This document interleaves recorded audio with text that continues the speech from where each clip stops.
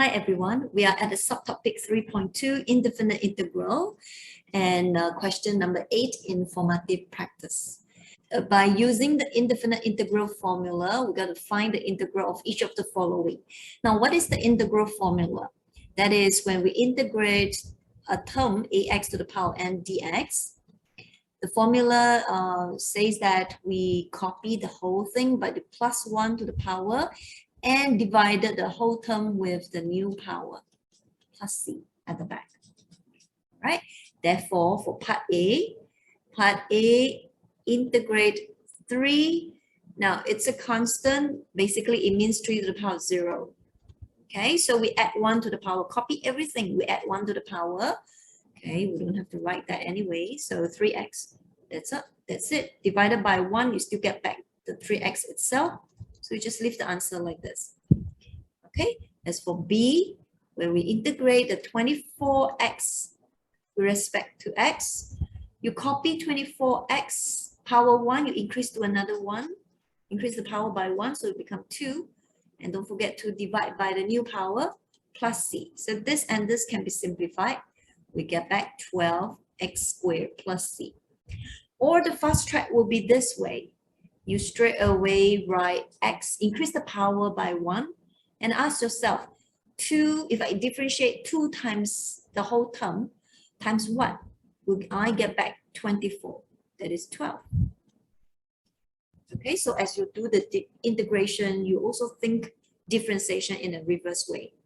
Same thing goes to C. If I use the fast way, I increase the power by 1. And then how do what is the coefficient I put when I differentiate it? I get back 6.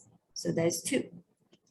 Or if you're not so sure, then you do the formula way. You copy everything and then you increase the power by 1. You divide it by the new power, which is 3, and then plus c.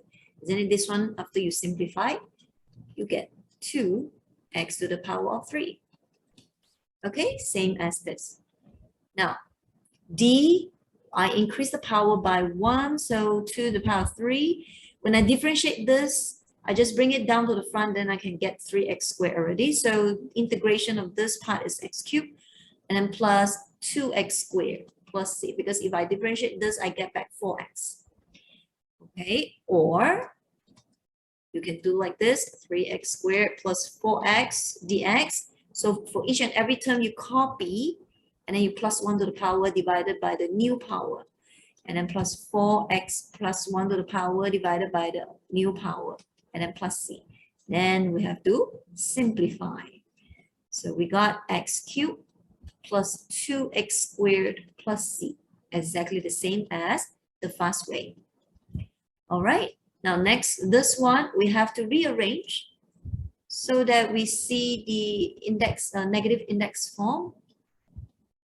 Okay.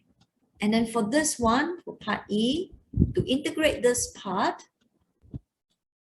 same thing, we copy everything and then we plus 1 to the power because we need to increase the power by 1 and divided by the new power. So negative 4 plus 1 is negative 3 and then plus c. Next step is to simplify everything. So negative 2 over 3 and then x to the power negative 3 now becomes x to the power 3 and then plus c.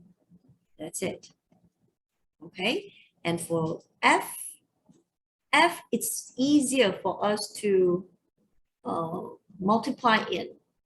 So we have x cubed minus 3x squared dx. So to integrate this, we have x to the power 4 over 4 minus x to the power of 3 plus c. That's it. Okay. Or if you can't really see what's going on, okay, let's do step by step. Okay. Then we will have copy everything, increase the power by 1 divided by the new power.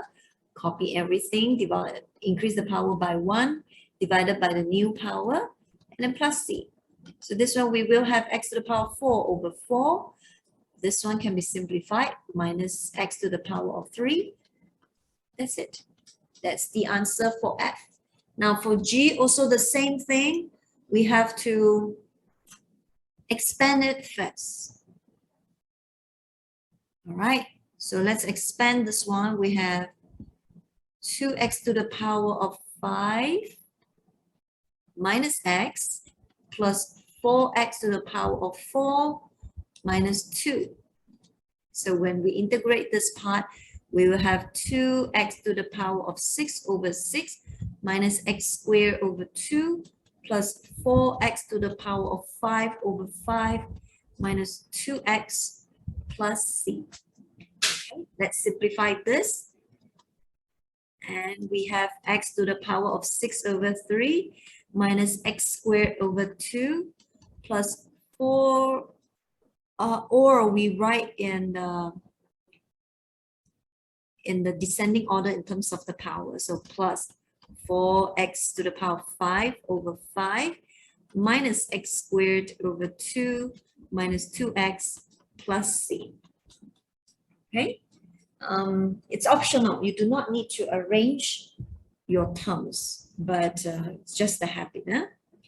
My habit to write them in either ascending order or descending order in terms of the power of x. And next for h, it's impossible that we have like product rules or quotient rules for integration. That is only applicable in differentiation. So in order for us to solve this in the syllabus of KSSM, we can only integrate different term, which is in terms of x, yeah? We can only differentiate this way. So all the products form or the quotient form, we have to simplify it so that we get back in this form. So with that, I have to factorize the expression first. So we must be able to factorize it. So one of the factor must be x plus 2.